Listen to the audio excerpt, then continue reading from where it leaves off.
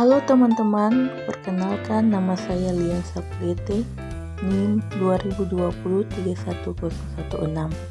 Di video pembelajaran kali ini, saya akan membahas tentang organisasi-organisasi pergerakan nasional Indonesia. Pergerakan nasional merupakan istilah yang digunakan untuk menyebut satu fase dalam sejarah Indonesia, yaitu masa perjuangan mencapai kemerdekaan pada kurun waktu 1908 sampai 1945. Memasuki tahun 1908 merupakan tahun awal perjuangan yang dilakukan oleh rakyat dengan visi atau tujuan nasional.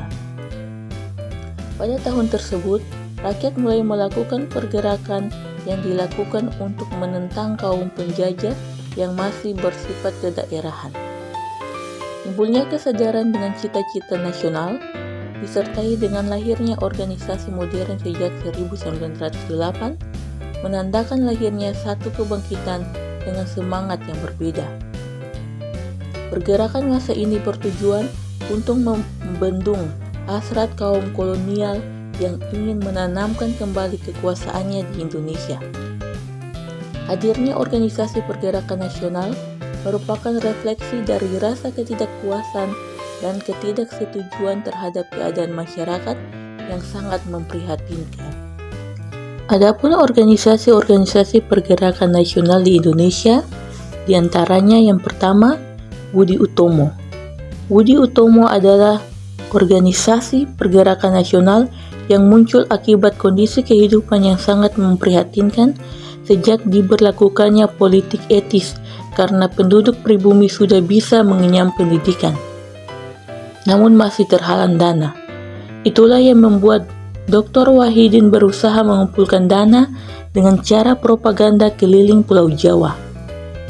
Ide itu kemudian diterima oleh Dr. Sutomo yang saat itu sedang belajar di Stovia, dan akhirnya pada 20 Mei 1908 ia dan rekan-rekannya mendirikan organisasi di Jakarta bernama Budi Utomo. Hari itu kemudian kita peringati sekarang sebagai Hari Kebangkitan Nasional. Kemunculan organisasi ini kemudian mengakibatkan respon dan reaksi dari Belanda. Ada yang kurang setuju dari golongan priai, namun para bupati ternyata sangat mendukung organisasi Budi Utomo. Yang kedua, Sarekat Islam. Sarekat Islam adalah perkumpulan para pedagang yang sebelumnya diberi nama Sarekat Dagang Islam yang dipelopori oleh Kiai Samahudi yang merupakan seorang pengusaha batik dari kampung Lawean. Latar belakang munculnya organisasi ini diawali karena ingin mengimbangi agar persaingan dapat diatasi saat menghadapi pedagang asing.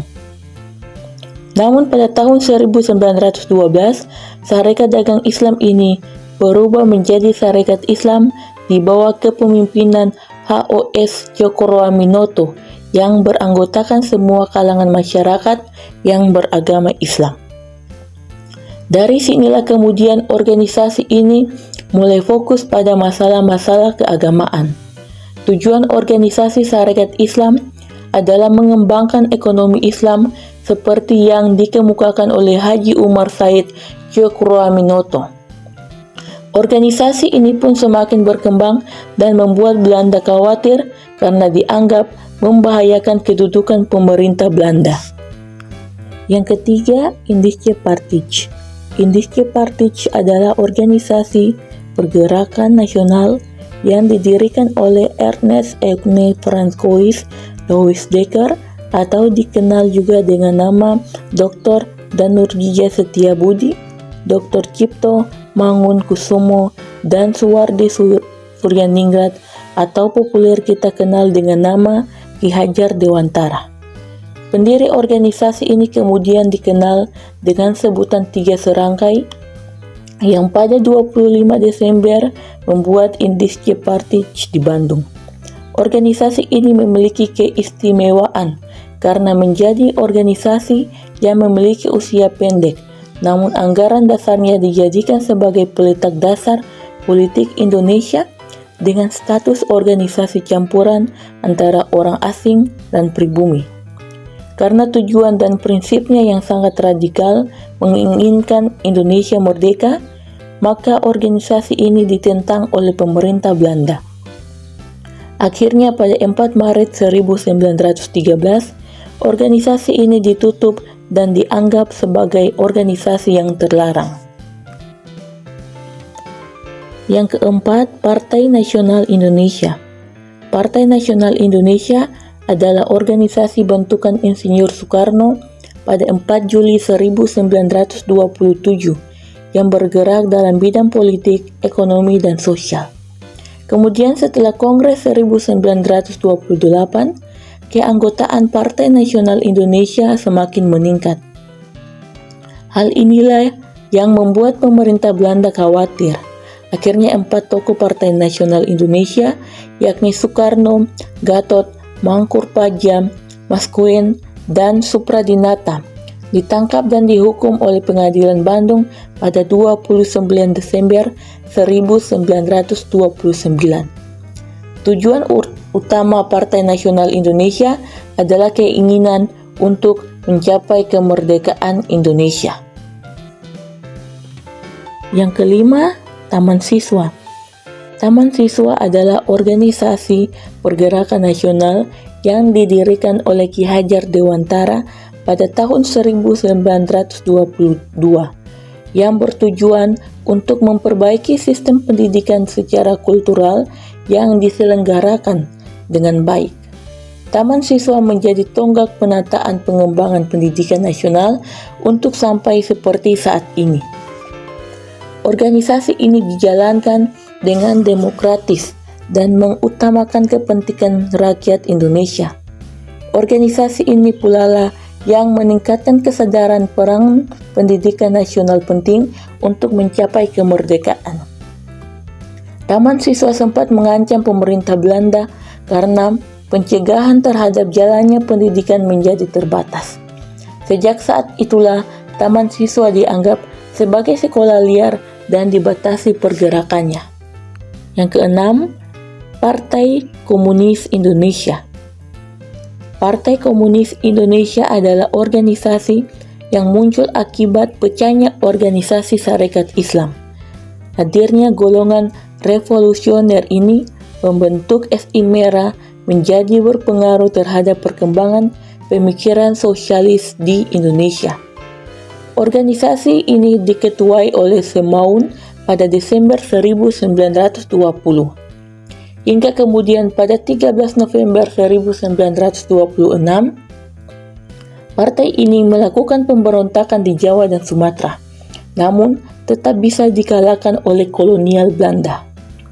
Bersamaan dengan munculnya PKI ini, juga lahir Marxisme Belanda di bawah pimpinan Snevely. Pergerakan politik partai ini adalah organisasi politik yang radikal, sehingga keberadaannya dilarang oleh pemerintah Belanda.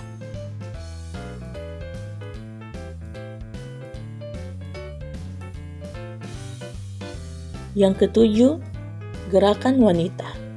Gerakan wanita dipelopori oleh R.A. Kartini yang ikut serta berjuang merebut kemerdekaan.